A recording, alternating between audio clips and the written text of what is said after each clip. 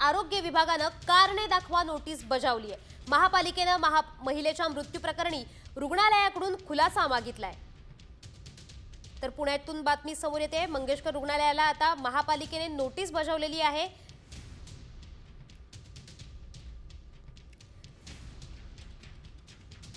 तर दरम्यान दीनानाथ मंगेशकर रुग्णालयातील प्रकरणावरून संजय राऊतांनी संताप व्यक्त केलाय। एका मातेचा करुण अंत होतोय, फडणवीस काय करतायत असा सवाल त्यांनी विचारलाय।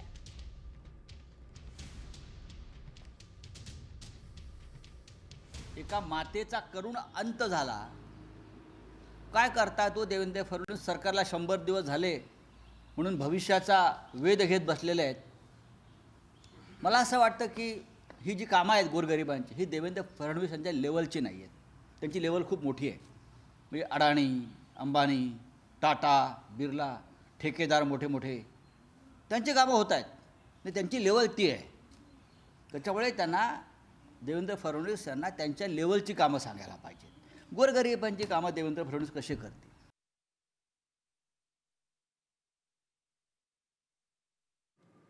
तर आता एका मातेचा करुण अंत, फडणवीस काय करतायत असा सवाल संजय राऊतांनी विचारलेला आहे। गोरगरीब मध्यमवर्ग शेतकरी तडफडून मरतायत, पण अदानी, टाटा, बिर्ला अशा लेवलची कामं फडणवीस करतात, तर त्या लेवलची कामं त्यांना सांगा असं राऊत म्हणाले।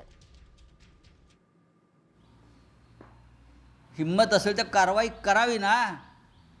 ज्या ज्या डॉक्टरांची नावं घेत आहे फिसे कुटुंब, ज्या ज्या डॉक्टरांची, बंद करावं ना। हिम्मत आहे का? तुमची हिम्मत फक्त विरोधी पक्षाचे कार्यकर्त्यांना तुरुंगात टाकण्यापुरतीच आहे। बाकी तुमच्यात काय दम आहे? ज्या दिवशी तुमच्याकडे सत्ता नसेल, रस्त्यावर तुमच्याकडे कावळासुद्धा ढुंकून बघणार नाही आणि कावकाव करणार नाही। मी त्यांना स्पष्टपणे सांगतो की ज्या बाईंचं काल मृत्यू झाला तिचे शाप लागतील तुम्हाला।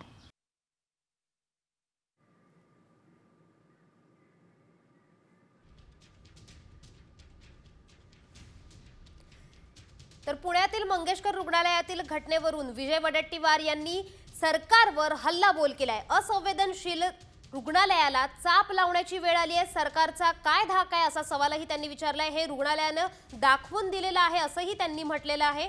तर विजय वडेट्टीवारांनी या संदर्भात ट्विट केलंय। काय ट्विट केलंय पाहूयात। जर रुग्णालय इतकी असंवेदनशीलता दाखवत असेल तर या रुग्णालयाला चाप लावण्याची वेळ आली आहे असं वडेट्टीवारांनी म्हटलेलं आहे।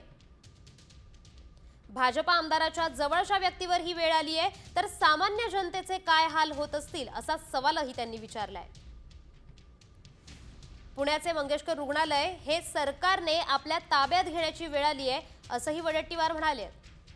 या प्रकरणी जे दोषी आहेत त्यांच्यावर कारवाई करावी, आता तरी सरकार म्हणून जागं व्हा, सामान्य लोकांच्या जीवाशी खेळणाऱ्या लोकांना धडा द्या असंही वडेट्टीवार म्हणाले।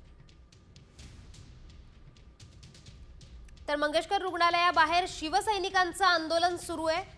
दीनानाथ मंगेशकर रुग्णालयाबाहेर आता आंदोलन सुरू करण्यात आलंय। शिवसैनिक आक्रमक झालेले आहेत। शिंदेंच्या लोकांना पोलिसांनी रुग्णालयात सोडलं नाहीये, त्यामुळे शिवसैनिक आक्रमक झालेत आणि पोलिसांनी शिवसैनिकांना रोखलेलं आहे। तर मंगेशकर रुग्णालयातल्या प्रकारानंतर आता शिवसैनिक आक्रमक झालेले पाहायला मिळत आहेत। ठाकरे आणि शिंदेंचे कार्यकर्ते रुग्णालयाबाहेर आक्रमक झालेले आहेत। चॅरिटेबल ट्रस्ट मात्र रुग्णांच्या जीवाशी खेळ करते असं त्यांचं म्हणणं आहे।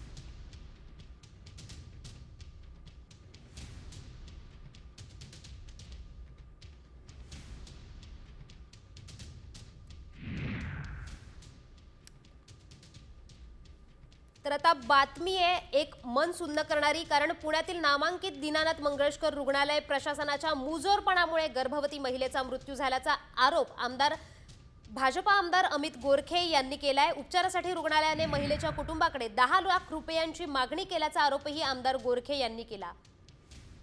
तर या संदर्भातच आता नातेवाईकांची प्रतिक्रिया समोर येते। काय प्रतिक्रिया आहेत पाहूयात। 10 लाख रुपये भरायचे, डिपॉझिट करायची, त्याच्याशिवाय पेपरच नाही करणार। तिथल्या सगळ्या स्टाफला पण त्यांनी ते सांगितलेलं। आम्ही 3 लाख रुपये घेऊन खाली बिलिंग डिपार्टमेंटला गेलेलो। बिलिंग डिपार्टमेंटची हेड मीनाक्षी गोसावी त्या मॅडम बोलले की आमचं सगळ्यांसोबत बोलणं झालेलं आहे, तुम्ही मुख्यमंत्री सहायता निधीतनं पैसे आणा नाही तर कुठनं पण आला। आम्हाला डॉक्टर बोलले की 5 लाख रुपये भरा, त्याच्याशिवाय आम्ही तुमचं हे ॲडमिशन करू शकत नाहीये। सुशांतला डॉक्टर घैसास माझं ज्यांच्यावर आरोप आहे ते काय काय बोललेत हे सगळं त्याच्याकडे आहे. तुम्ही CDR तपासा अशी मी मागणी आत्ता या ठिकाणी केली आहे. माननीय मुख्यमंत्री, माननीय आरोग्यमंत्री यांच्याशीही मी बोलतो, त्यांनाही मी सगळी परिस्थिती सांगितली आहे. त्यामुळं मी या गोष्टीवर आम्ही सर्व ठाम आहोत. एका एकदम वयात आलेल्या तरुणी ज्यावेळेस ती गर्भवती होती आणि पहिल्यांदा डिलिव्हरीसाठी आल्यानंतर तिचा मृत्यू होतो, त्या कुटुंबावर काय बदनामीपेक्षा पण एक मृत्यू झालेला आहे, ही खूप मोठी आणि वाईट घटना आहे.